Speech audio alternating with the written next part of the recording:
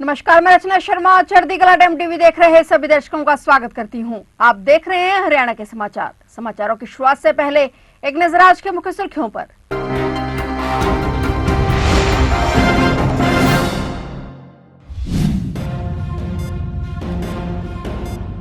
Haryana budget सत्र का आज 9वां दिन। उकलाना में मेडिकल कॉलेज की मांग तेज। विधायक नरेश सेमवाल ने सरकार को घेरा। मुख्यमंत्री सैनी ने दिया करारा जवाब।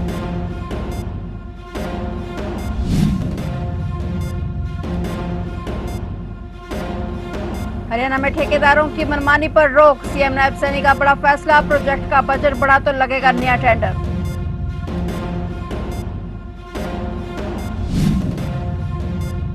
मुख्यमंत्री सैनी से मिले सिंगापुर इंडिया बिजनेस फेडरेशन के चेयरमैन। मुख्यमंत्री ने निवेशकों को हरियाणा में निवेश के लिए किया आमंत्रित। चेयरमैन प्रसून मुखर्जी ने मुख्यमंत्री को सिंगापुर आने का दिया आमंत्रण।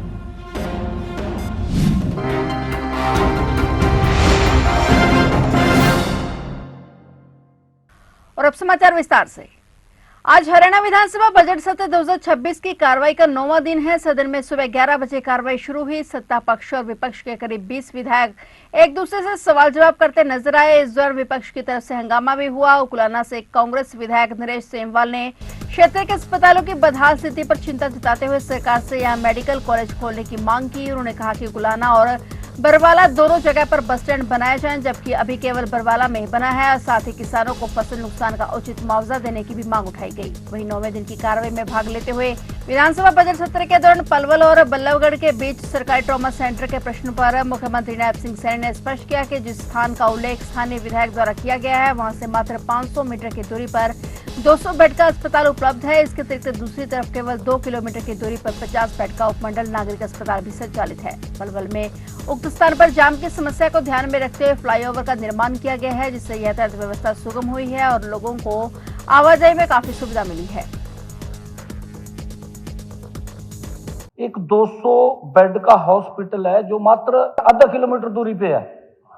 वहीं जहां आप बात कर रहे हैं आधा किलोमीटर दूरी पे है, जहां से आप बात कर रहे हैं ये जिला अस्पताल पलवल। और दूसरा जो है 50 बेड का एसडीएच जो मात्र जीटी रोड के ऊपर है एकदम से, आपको दूर भी नहीं जाना पड़ रहा, 2 किलोमीटर पे है जहां से आप बात कर रहे हैं। मान्य अध्यक्ष जी, मैं आपको बताना चाहता हूं अब जाम की स्थिति नहीं है। जाम की स्थिति इनके समय में थी, आज तो पलवल के ऊपर फ्लाईओवर बना दिया। मान्य अध्यक्ष जी, ऊपर से भी जाओ और नीचे से भी जाओ, कहीं जाम ही नहीं लग रहा।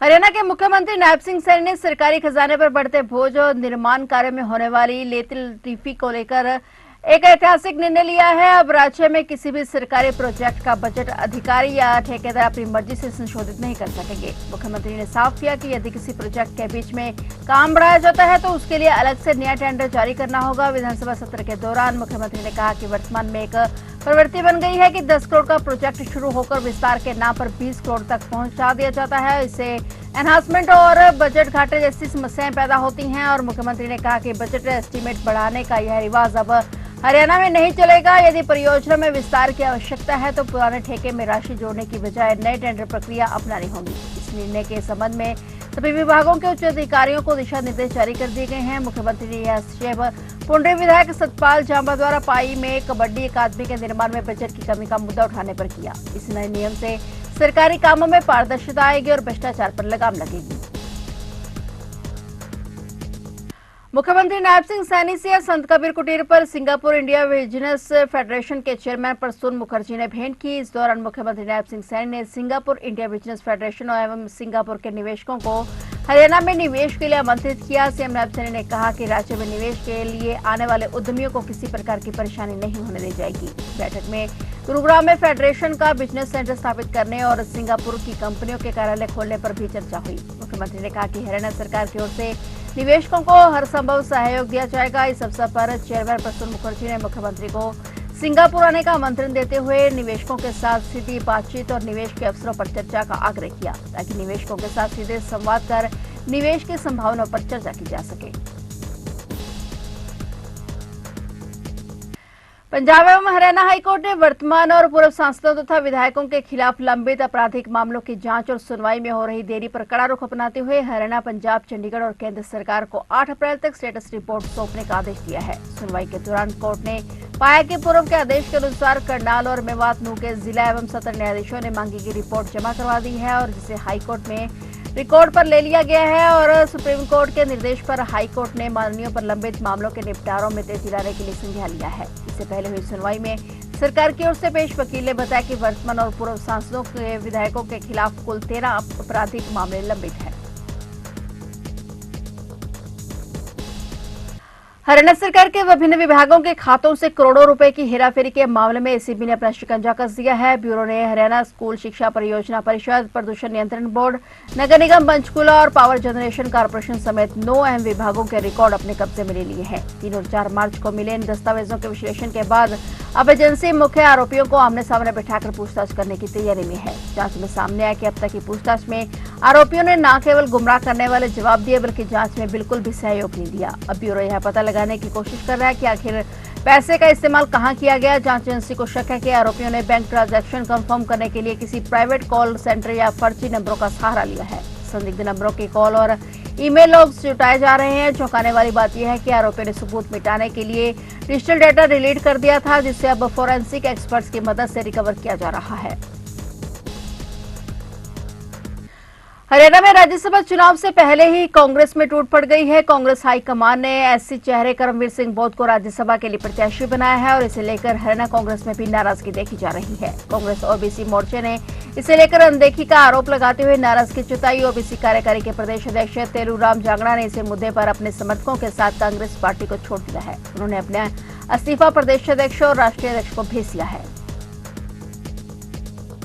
हरियाणा विद्यालय शिक्षा बोर्ड की 10वीं कक्षा की अंग्रेजी परीक्षा में प्रदेश भर में 25 नकल के मामले सामने आए हैं। परीक्षा ड्यूटी में कोताही पाए जाने पर एक उप केंद्र अधीक्षक और 2 पर्यवेक्षकों को सस्पेंड कर कार्यभार मुक्त कर दिया गया है। प्रदेश के 1357 परीक्षा केंद्रों पर 2,87,844 परीक्षार्थियों ने अंग्रेजी विषय की परीक्षा दी। हरियाणा सरकार नकल रोकने को लेकर पूरी तरह सख्ती बरत रही है। नकल को रोकने के लिए शिक्षा प्रबंध किए गए हैं और वहीं नकल करवाने वालों के खिलाफ भी विभागीय कार्रवाई की जा रही है।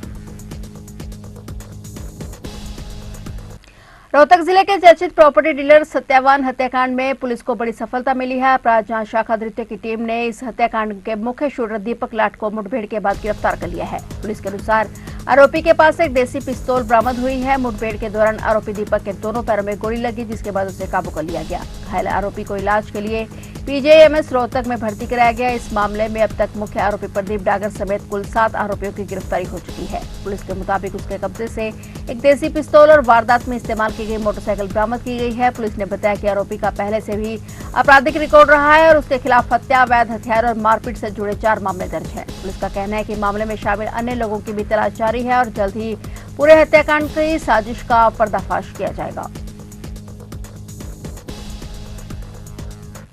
युवा कार्यक्रम एवं खेल मंत्रालय भारत सरकार द्वारा स्पोर्ट्स अथॉरिटी ऑफ इंडिया और माई भारत के अंतर्गत अस्मिता खेलो इंडिया द्वारा 8 मार्च को अंतर्राष्ट्रीय महिला दिवस के उपलक्ष्य में महिलाओं का खेल के प्रति रुझान बढ़ाने के लिए स्पोर्ट्स कंपटीशन का आयोजन अंबाला शहर के सेक्टर 10 स्थित राजीव गांधी स्टेडियम में किया जाएगा। जानकारी देते हुए एमिनेंट पर्सन मेरा युवा भारत अर्पित अग्रवाल ने बताया कि महिलाओं का खेलों के प्रति प्रोत्साहन बढ़ाने के लिए अंबाला शहर में 8 मार्च को कार्यक्रम आयोजित किया जा रहा है, जिसमें लगभग 1000 महिलाएं और बेटियां हिस्सा लेंगी। इन खेलों में जीतने वाली महिलाओं को सर्टिफिकेट और मेडल दिए जाएंगे।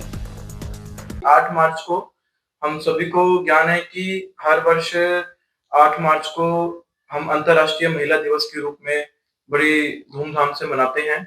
इसी संदर्भ में इस साल भी ministry of youth affairs and sports द्वारा, जिसकी 2 आर्म्स हैं, माई भारत और स्पोर्ट्स अथॉरिटी ऑफ इंडिया, इन दोनों के द्वारा 8 मार्च को अंतर्राष्ट्रीय महिला दिवस के अवसर पर एक महिलाओं को सशक्त करने के लिए, उनको आगे बढ़ाने के लिए, महिलाओं का खेल के अंदर रुझान और अधिक बढ़ाने के लिए अस्मिता पोर्टल, जो कि एक फ्लैगशिप इनिशिएटिव है खेलो इंडिया के अंतर्गत, उसके अंतर्गत हम एक स्पोर्ट्स एक्टिविटी का आयोजन कर रहे हैं। तो आप देख रहे थे हरियाणा के समाचार और नए समाचारों के साथ फिर से हाजिर होंगे। तब तक के लिए देखते रहिए चढ़ती कला टाइम टीवी।